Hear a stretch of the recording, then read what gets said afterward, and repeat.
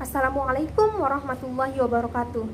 Pada kesempatan kali ini, saya akan menjelaskan mengenai persamaan dan perbedaan di dalam 9 kitab hadis yang utama, atau disebut juga dengan Kutubut Tis'ah. Yang termasuk di dalam Kutubut Tis'ah ini adalah Sahih Bukhari, Sahih Muslim, Sunan At-Tirmidzi, Sunan Abu Dawud, Sunan Ibnu Majah, Sunan An-Nasai, Sunan Ad-Darimi, Muwatta Malik, dan Musnad Ahmad. Untuk yang pertama, saya akan menjelaskan mengenai persamaan-persamaannya.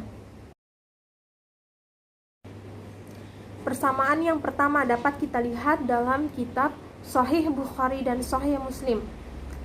Persamaannya yaitu mereka sama-sama menggunakan metode hadis al-jami', yakni metode atau teknik pembukuan hadis yang mengakumulasi 9 masalah, yaitu aqaid, akidah, hukum, perbudakan, adab makan dan minum, tafsir, tarikh atau sejarah, sifat-sifat akhlak, fitnah, dan sejarah atau munaqid. Yang kedua dapat kita lihat dalam kitab Sunan At-Tirmidzi, Sunan Abu Dawud, Sunan An-Nasai, Sunan Ibnu Majah, dan Sunan Ad-Darimi. Mereka sama-sama menggunakan metode hadis al-sunan, yaitu teknik penghimpunan hadis secara bab seperti fikih. Setiap babnya memuat beberapa hadis dalam setiap topik. Kemudian selanjutnya untuk perbedaan-perbedaannya. Baik, untuk perbedaannya dapat kita lihat melalui jumlah hadis dan penilaian tokoh lain terhadap kitab tersebut. Untuk yang pertama, kitab Sahih Bukhari dengan jumlah hadis 7.397 hadis dengan pengulangan. Namun jika tanpa pengulangan sebanyak 4.000 hadis. Penilaian tokoh terhadap kitab ini sebagaimana Imam Tajuddin Abu Nasr Abdul Wahhab bin Ali bin Abdul Kafi mengatakan, adapun kitabnya yang masuk di sini adalah Al-Bukhari, Jami' as-Sahih adalah kitab Islam yang mulia setelah kitabullah atau Al-Quran. Kemudian yang kedua,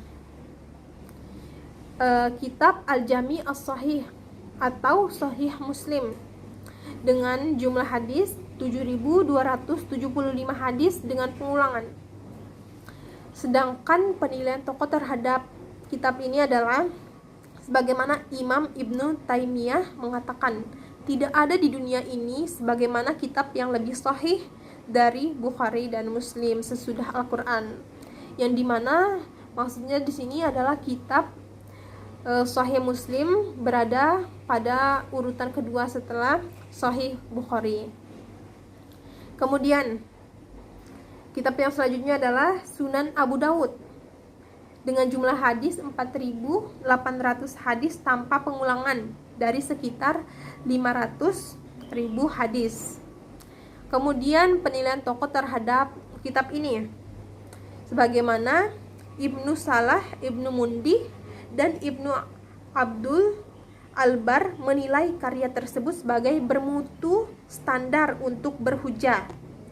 Lalu ada juga yang dikatakan oleh Ibnu Al-Qayyim berkata, mengingat bahwa kitab Sunan Abu Dawud Sulaiman memiliki kedudukan tinggi sebagaimana ditakdirkan demikian oleh Allah.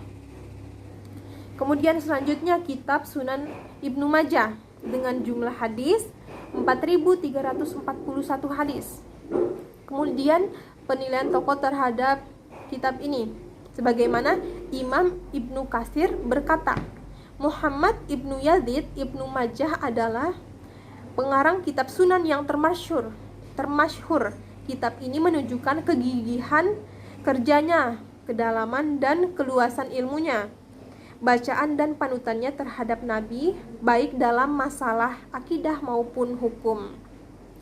Kemudian selanjutnya kitab Sunan An-Nasai atau kitab Sunan As-Sugrah memiliki 5.774 hadis. Dengan penilaian tokoh adalah pendapat ulama mengatakan bahwa hadis yang ada di dalam kitab An-Nasai semuanya berkualitas sahih Ini merupakan pandangan yang menurut Muhammad Abu Syuhbah tidak didukung oleh penelitian yang teliti dan mendalam. Kemudian selanjutnya,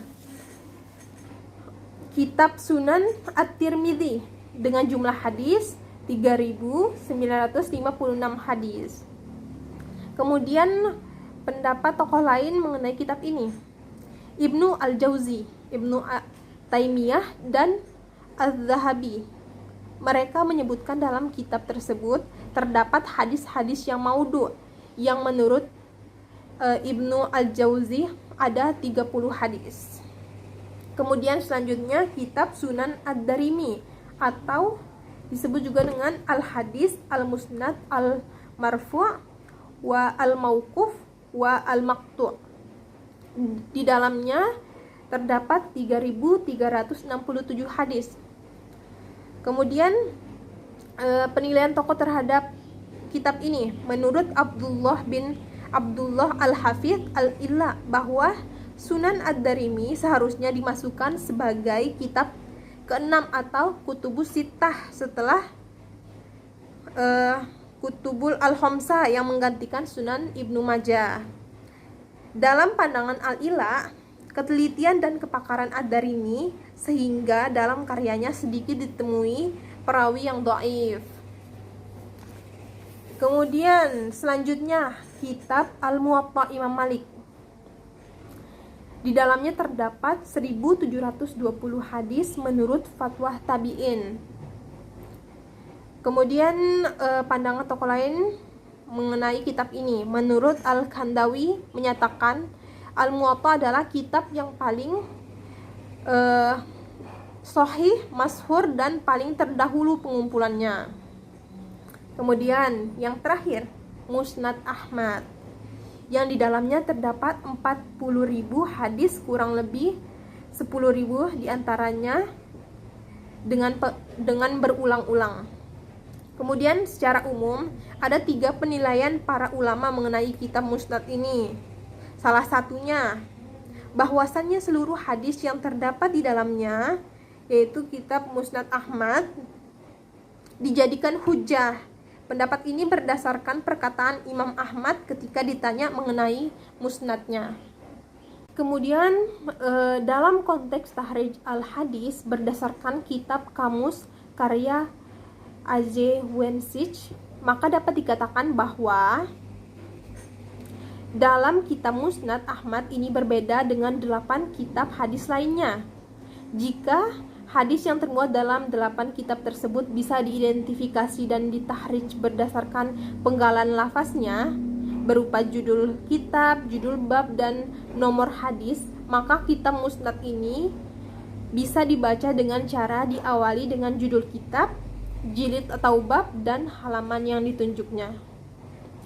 Mungkin sekian penjelasan dari saya.